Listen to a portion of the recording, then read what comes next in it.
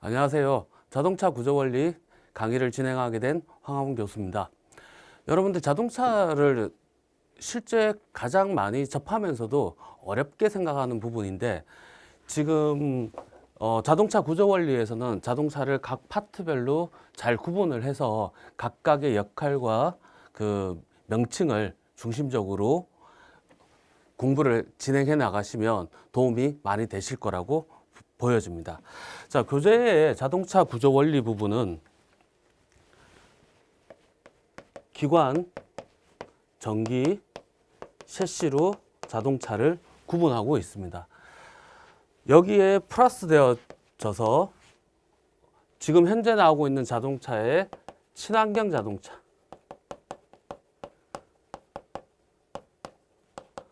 그리고 안전에 대한 신기술,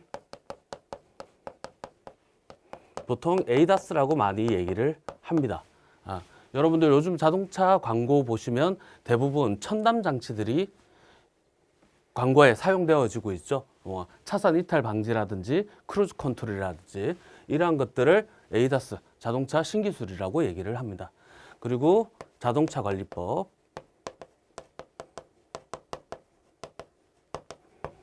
그리고 산업안전기준이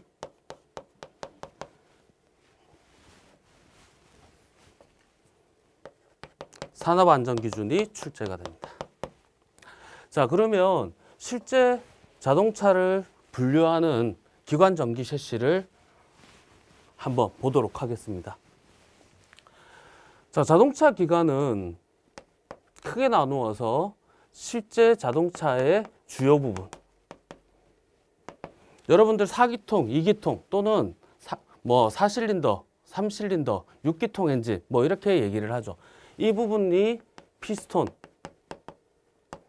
그리고 실린더와 실린더 블록으로 구분되는 부분이 됩니다. 즉 여러분들이 4기통이다, 6기통이다라고 구분하는 부분은 피스톤의 개수를 가지고 또는 피스톤이 왔다 갔다 하는 방의 이름을 실린더라고 하는데 이 실린더의 개수가 몇 개냐에 따라서 구분이 되어집니다. 그리고 피스톤을 움직여주는 크랭크축, 이러한 부분들을 엔진 주요부 또는 기관 주요부라고 합니다.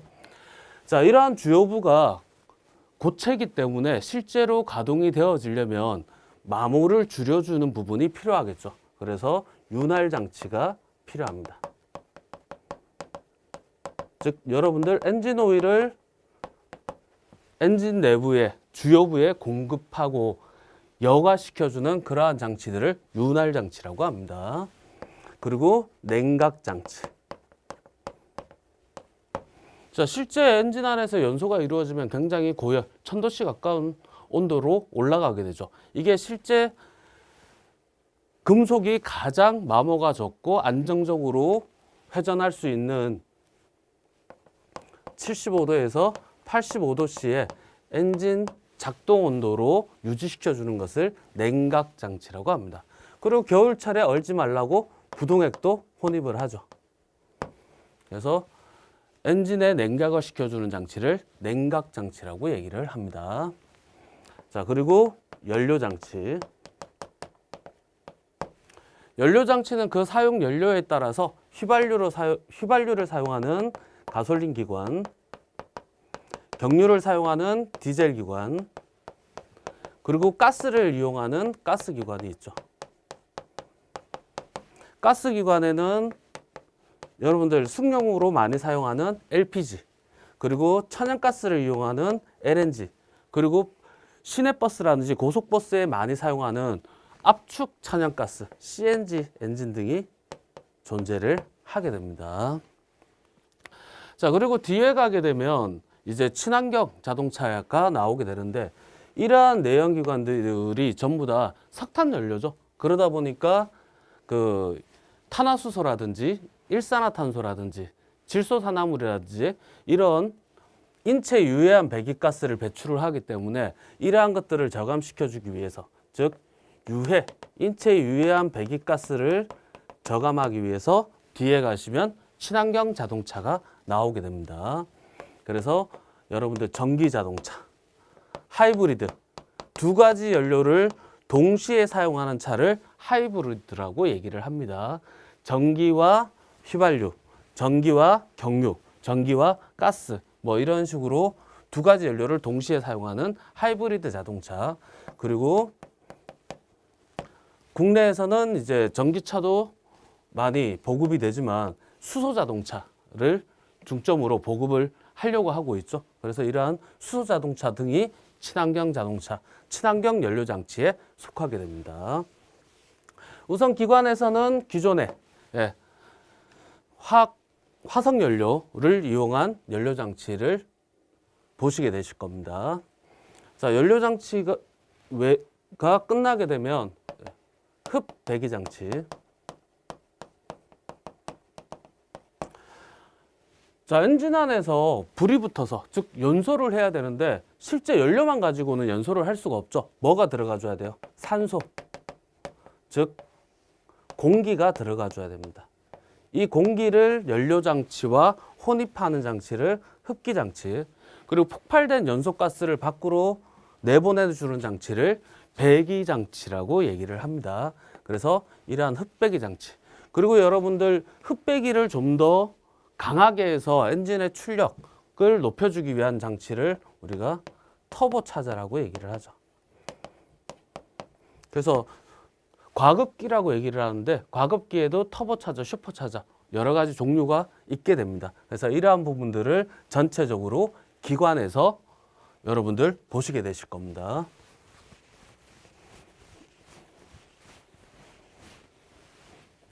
자, 다음은 전기 파트. 자, 전기는 엔진을 가동하기 위한, 기관을 가동하기 위한 필수 전기 장치인 엔진 전기 장치가 있고요.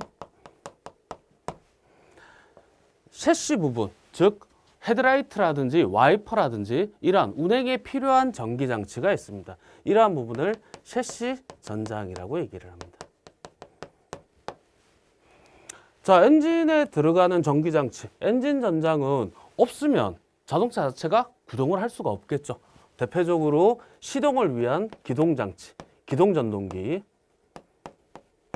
뭐 스타팅 모터라고 하는데 예전 분들은 뭐 일본에 익숙하다 보니까 일본식 발음 세르모다라고 많이 얘기를 하시죠. 스타팅 모터. 그리고 기동 전동기를 구동하기 위해서는 배터리가 필요하죠. 축전지라고 얘기를 합니다. 배터리. 자, 시동이 걸리고 난 이후에는 차량에 계속적으로 전기를 공급을 해줘야 되죠. 충전 장치, 발전기라고 얘기를 합니다. 충전 장치가 필요합니다. 그리고 특이하게 가솔린 엔진에서는 점화 플러그에서 불꽃을 발생을 시켜줘야지만 불이 붙습니다. 즉 연소가 가능하기 때문에 연료에 불을 붙여주기 위한 장치, 점화 장치가 필요합니다. 그리고 디젤 엔진은 점화 장치가 필요 없이 스스로 불이 붙습니다. 단 온도가 너무 낮으면 스스로 착화한다라고 그러는데 불이 잘 안 붙게 되겠죠. 그래서 엔진 내부의 온도를 높여주기 위한 예열 장치가 필요합니다. 자, 가솔린 기관은 연료 장치 형태나 구조가 거의 가스 차량하고 똑같습니다. 따라서 LPG 기관도 점화 장치가 같이 필요하게 됩니다. 그래서 이러한 부분을 우리가 엔진 전장품이라고 얘기를 합니다. 자, 셰시 전장에 속하는 부분들은 여러분들 전기를 사용하는 자동차의 모든 부품이라고 생각을 하시면 되실 것 같습니다. 가장 대표적인 것이 헤드라이트, 전조등이 있죠. 그 외에 각종 등화, 방향지시 등, 미등, 안개등 뭐 이런 것들, 라이센스 등, 번호판 등이라든지 실내 등 이러한 모든 등화 장치가 이 셰시 전장에 속하게 되고요. 그리고 비 오는 날 와이퍼. 그리고 여러분들 운행하시면서 겨울철, 여름철 덥거나 춥거나 하시죠. 냉난방 장치.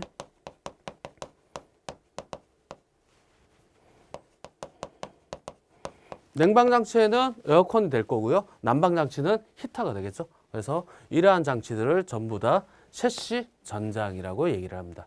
그래서 이러한 엔진 전장과 셰시 전장을 전기 장치에서 여러분들 배우시게 되실 겁니다.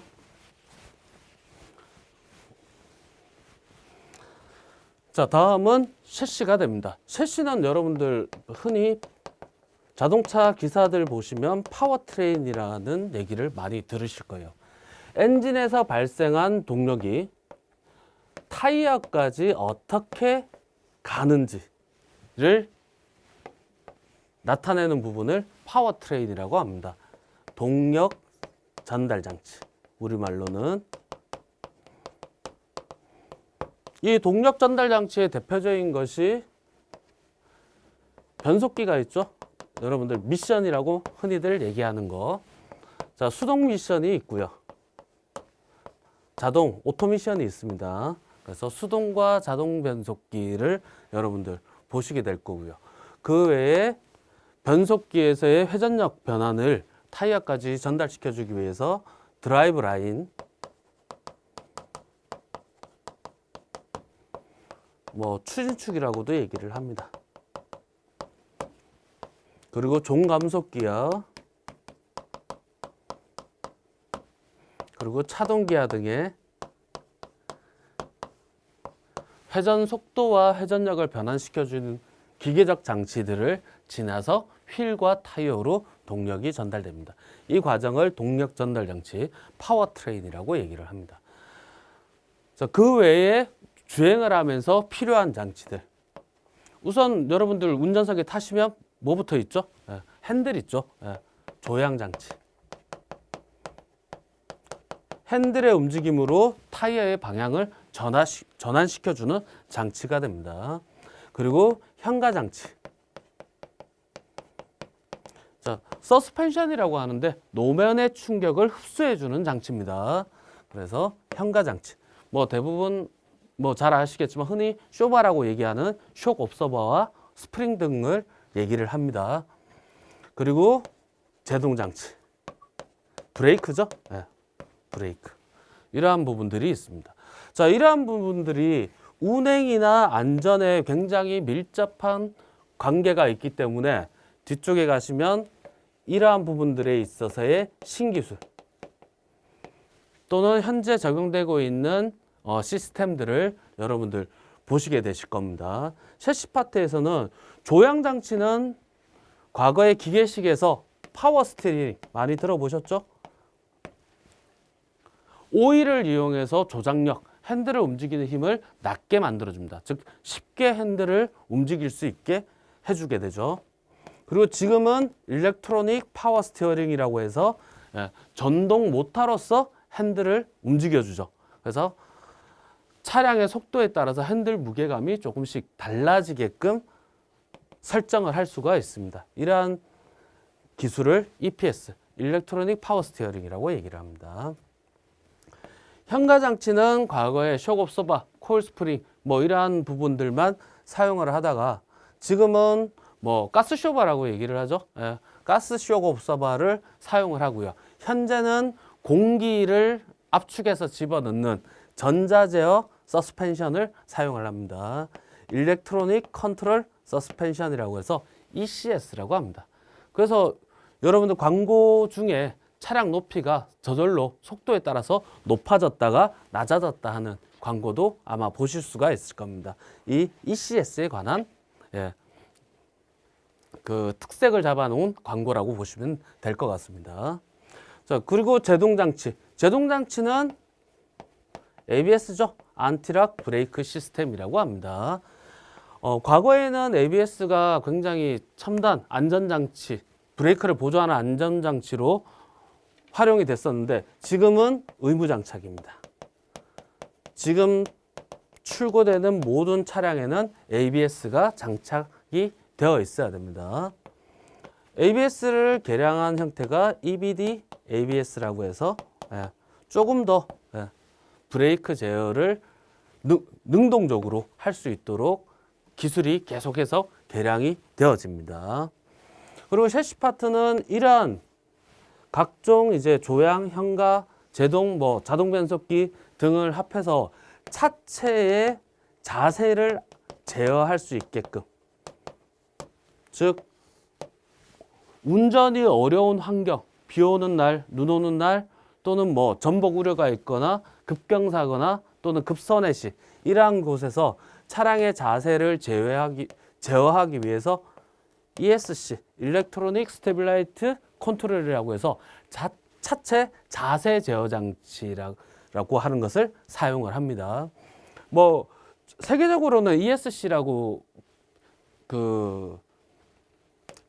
줄여서 사용을 하는데 국내에서는 아무래도 H사가 가장 큰 회사이기 때문에 H사에서 쓰는 시스템 명칭을 사용을 합니다. VDC라고 얘기를 하는 부분이 ESC입니다. 뭐 나중에 보시겠지만 ESC와 ECS는 전혀 다른 시스템입니다. 혼동하시면 안 될 것 같습니다. 그래서 이러한 파워트레인과 조향장치, 현가장치, 제동장치 등 운전에 실제로 필요한 장치들을 셰시라고 합니다. 자, 그리고 여러분들 시험에는 거의 출제가 되지 않지만 이러한 부분들을 토탈해서 자동차의 구조라고 얘기를 하고요. 그리고 자동차의 외장이 있죠. 외장. 차체.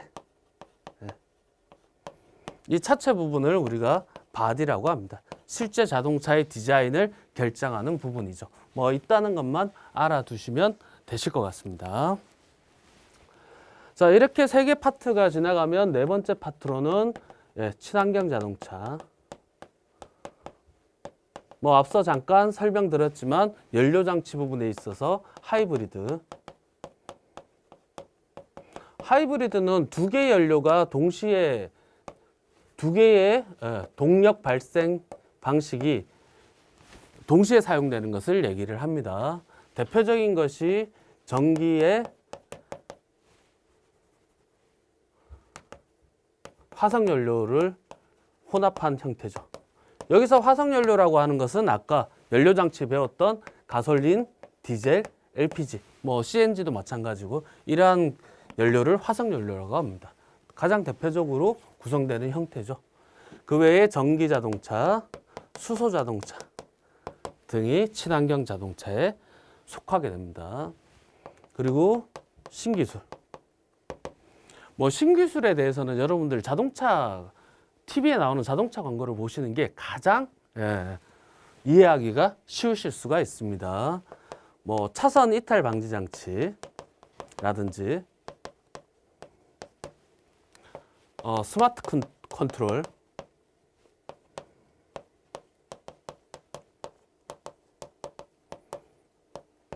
과거의 크루즈는 속도를 세팅해 놓으면 그 속도로만 주행이 가능했지만 현재의 스마트 크루즈는 앞에 차가 있으면 속도가 줄어들거나 차가 없으면 속도가 증속되기도 하죠. 그래서 이러한 신기술들이 적용이 되고 있습니다. 자, 그리고 마지막 파트로 구성되는 것이 자동차 관리법과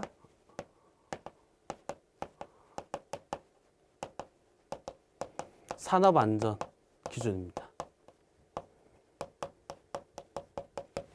자동차 관리법은 기본적인 자동차 관리에 대한 법률을 적용을 한 것인데요. 주로 이제 여러분들이 관심을 두어서 보셔야 되는 것은 자동차 검사 기준, 그리고 자동차 안전 기준. 자동차는 이 기준으로 만들어서 운행을 하는 데 있어서 위험이 없어야 된다라고 기준을 잡아 놓은 것들이 이런 검사 기준이나 안전 기준 부분이 됩니다. 그리고 산업안전 기준은 여러분들 실제 운전을 하거나 또는 정비를 하시면서 생길 수 있는 위험 요소를 제거하는 데 기준이 됩니다. 그래서 각종 공구 사용법, 수공구라든지 뭐 전기 공구, 그 다음에 공압 공구, 압축 공기를 이용한 공구를 공압 공구라고 합니다. 이러한 공구의 사용법, 그 다음에 화재를 방지하는 화재 방지, 그 다음에 각종 작업을 하면서 안전에 유의해야 될 안전사항들이 산업안전기준에 나와 있습니다. 그래서 이러한 부분들을 전체적으로 여러분들 보셔야 됩니다. 자, 그래서 여러분들이 시험을 준비하시면서 어려운 부분 중에 하나가 출제 문항수에 비해서 이 자동차 구조 원리는 분량이 굉장히 많습니다. 그래서 여러분들이 기본적으로 항상 명칭과 그 명칭을 가진 부품이 하는 일들, 예. 부품의 정의 정도로 보시면 되겠죠. 예. 그래서 이러한 연결고리는 항상 가지고 계셔야 됩니다. 그래서 변속기다. 변속기의 역할은 엔진에서 나온 동력의 회전력을 변화시켜주는 장치다. 이렇게 연결 지어져서 각각의 부품 명칭 또 역할들을 기억을 하고 계셔야 조금 더 시험을 준비하시면서 도움이 되실 거라고 봅니다. 그러면 다음 시간부터는 첫 번째 과목인 기관부터 진행을 해보도록 하겠습니다.